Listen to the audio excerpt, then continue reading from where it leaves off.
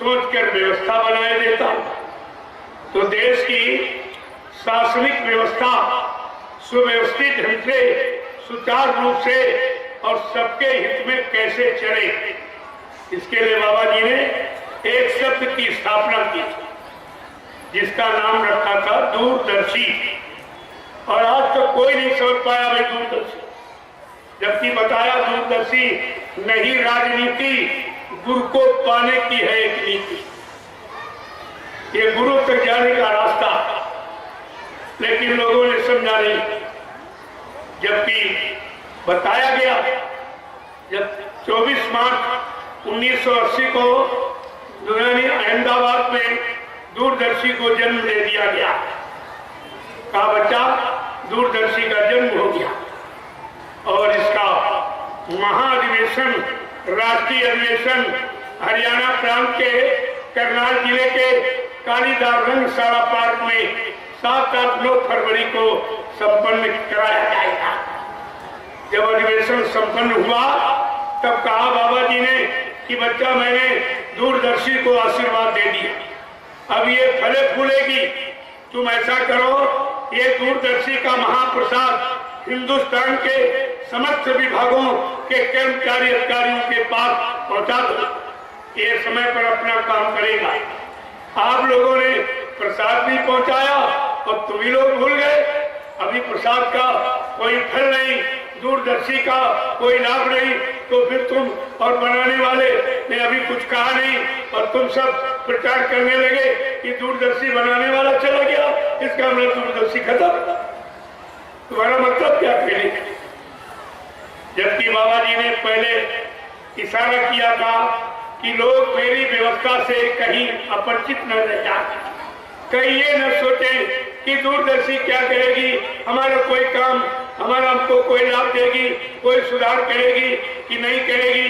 तो उन्होंने सब पहले ही बता दिया ताकि भारत की जनता को मेरी व्यवस्था के बारे में कोई शंका ना हो।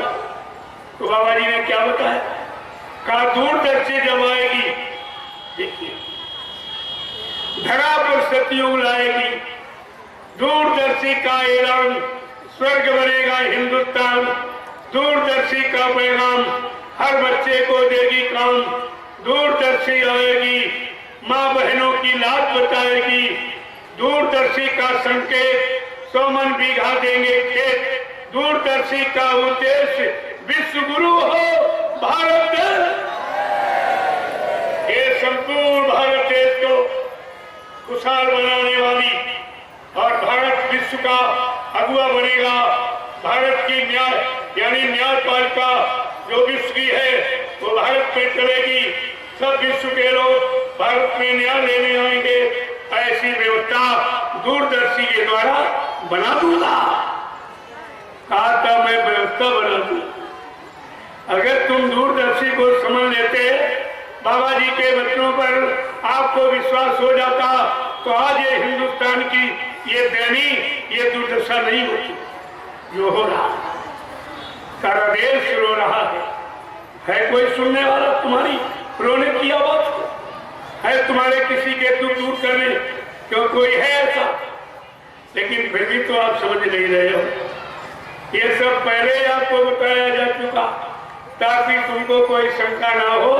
अगर कोई आ जाए कि हम करेंगे तो तुम अपनी दूरदर्शी व्यवस्था का जो नियम है उनको सामने रख देखते जाइए क्या नियमों के अनुसार कोई चल रहा है। ये तो नियम कोई भी नहीं कर रहा, तो व्यवस्था कौन बना दे?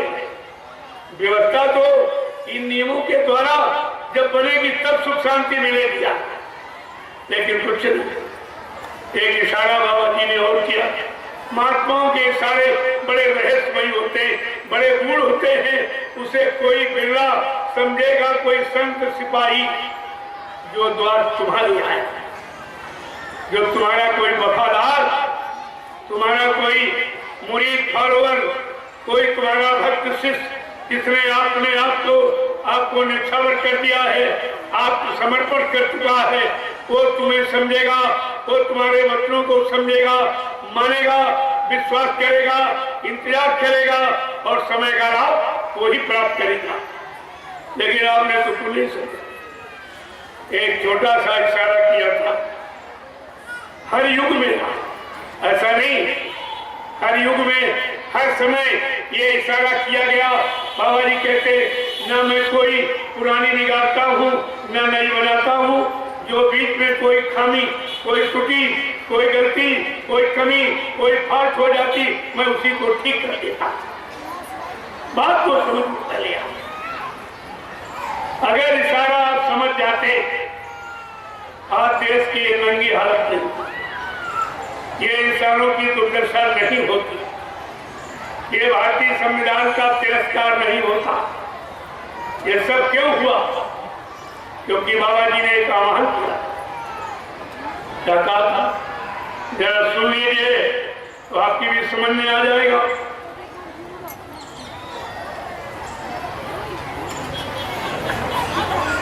कि देश धर्म की रक्षा खातिर जय गुरुदेव ने ललकारा, एक बेटा अर्पण कर दो, है गुरु का यही इशारा। देखो कितना बड़ा इशारा है, कोई अपने लिए नहीं कह रहे। देश धर्म की रक्षा खातिर जय गुरुदेव ने ललकारा, एक बेटा अर्पण कर दो, है गुरु का यही इशारा। माँ बहनों की लाज बचाने हित पैगाम उचारा, माँ बहनों की लाज बचाने हित पैगाम उचारा। न्याय सुरक्षा लाने को दूरदर्शी अस्त्र संभाला, एक बेटा अर्पण कर दो, है गुरु का यही इशारा। कहते हर युग में, त्रेता में जब विश्वामित्र ने धर्म का मंत्र उचारा, त्रेता में जब विश्वामित्र ने धर्म का मंत्र उचारा, और राजा दशरथ से जा मांगे राम लखन तो कुमारा, एक बेटा अर्पण कर दो, है गुरु का यही इशारा। देश धर्म की रक्षा खातिर जय गुरुदेव ने ललकारा, एक बेटा अर्पण कर दो, है गुरु का यही इशारा।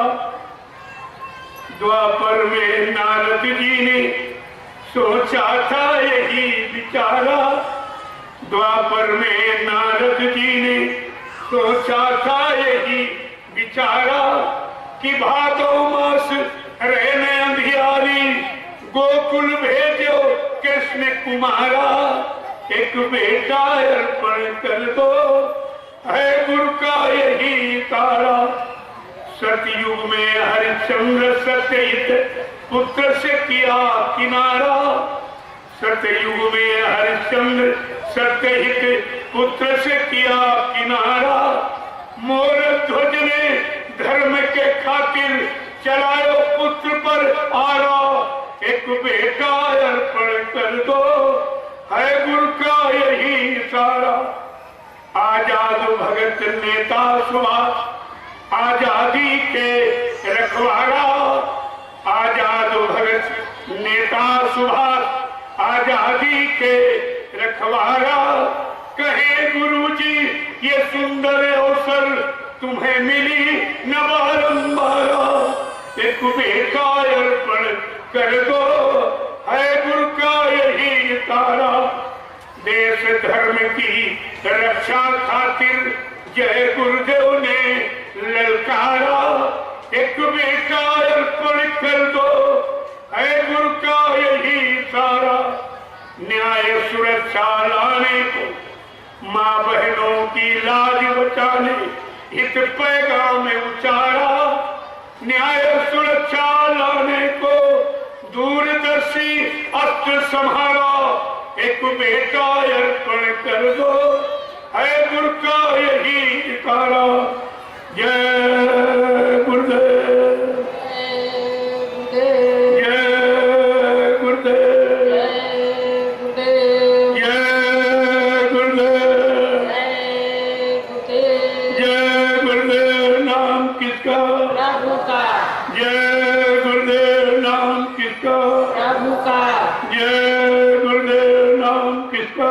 प्रभु का। प्रभु का प्यारा नाम। जय गुरुदेव। प्रेमियों अगर संत महापुरुषों के इशारों को, वचनों को हम लोग समझ जाए, जान जाए, पहचान जाए, तो फिर काम बनने में देरी तो समझने की है, देरी तो उनको पहचानने की है, उनकी भूमिका व्यवस्था को जानने की देरी है। अगर ये सब जान जाओ तो फिर देरी कुछ। आपसे पहले भी कहा, आज भी कहा जा रहा कि सब व्यवस्था बन के तैयार, कहा मुझको व्यवस्था बनाने की जरूरत नहीं, सब व्यवस्था बनी तैयार है, लेकिन जिस दिन तुमको उसके काबिल देखूंगा उसी दिन सौंप दूंगा, उसी दिन सौंप दूंगा। अब काबिलियत योग्यता की पहचान कैसे होती? जैसे विद्यार्थी अगर साल भर स्कूल में जाए, पढ़ता रहे, ट्यूशन करे, कोचिंग करे, लेकिन अपनी योग्यता नहीं बता सकता, अपना डिवीजन नहीं बता सकता, मैं कितना योग्य हूँ। योग्यता कौन बताएगी? परीक्षा पर, माने दूसरे की इच्छा पर निर्भर है, वो तो परीक्षा बताएगी। जब देखा गया कि 10 जुलाई 1952 से 2012 मैंने पढ़ाया, इनको सिखाया, सुनाया, समझाया, जगाया, चिताया, सब था।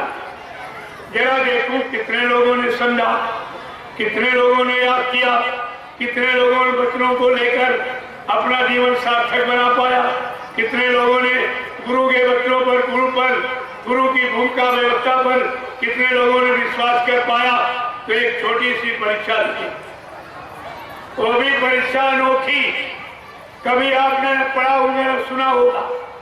परीक्षा गुरु चेले की लेता है, लेकिन गुरु ने अपनी परीक्षा चेलों को दी, बिल्कुल उल्टा, अपनी परीक्षा चेलों को, यानी परीक्षा गुरु ने दी और फिर चेला हो गए। पहले ये देखिए आप, कैसी अनोखी लीला है, कैसा अनोखा चमत्कार है, कैसा अनोखा रहस्य है, कैसी बुद्धि की अनोखी कमजोरी की परीक्षा गुरु ने दी और फिर चेला हो गया। सबके साथ एक भी नहीं निकला गुरु भक्त, एक भी गुरु बच्चों को याद रखने वाला, गुरु के बच्चों पर चलने वाला, नाम का आधार बनाकर जीवात्मा को जगाने वाला एक भी नहीं निकला।